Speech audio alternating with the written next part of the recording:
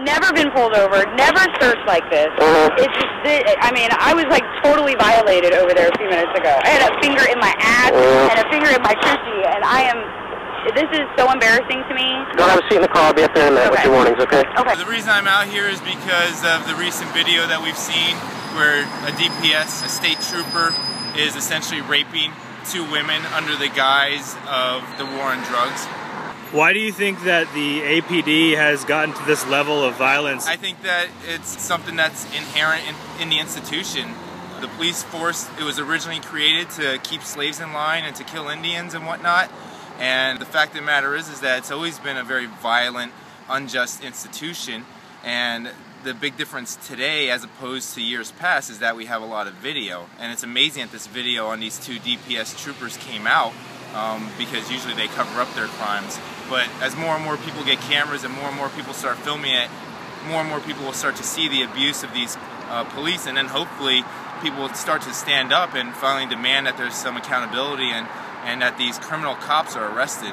Cops shouldn't get more leeway. There shouldn't be a lower standard for cops, and being a cop shouldn't be an extenuating circumstance. It should be an aggravating circumstance when they commit a crime. DPS has committed an offense that we believe is widespread throughout law enforcement, roadside rape, where they conducted a body cavity search along the roadside on 2 women, and those women are standing up courageously to fight back and bring into light a practice that is all too common.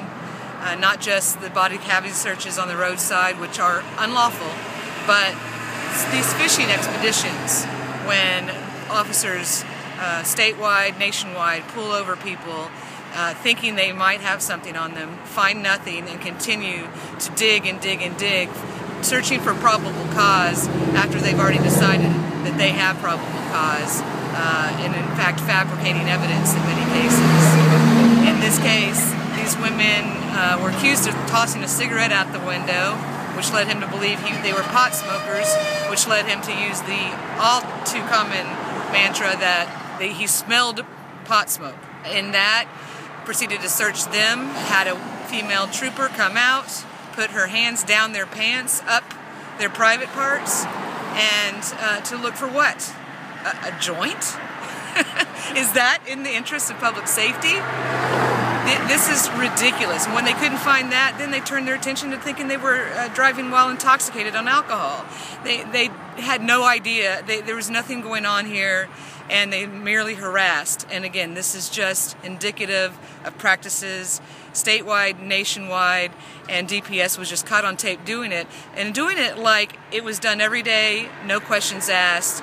They were trained to do so. We need Steve McGraw to discipline troopers system-wide for this practice. He needs to change policy, and if he doesn't do that, he needs to resign. He needs to go.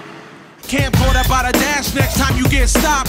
Reach for the celly if you wanna shoot a cop. On the public sidewalk you could take what you see, or film from your window with the view of the street. Neighborhood crime watch, we police the police. They can't arrest the whole community because the streets clock. These cops occupying blocks, harassing the homeless with batons and pulling glocks. They stop law for protests and let off shots. Abuse prostitutes and misuse power they got in memory of the victims who were never forgot. We gotta exercise our right to shed light in the dark. There is an army on the march, it doesn't want you to watch. You got a weapon in your pocket whether you know it or not. We the people are the only real media we got. Let's protect one another from the fucking goon squad. Fascism's coming to the USA.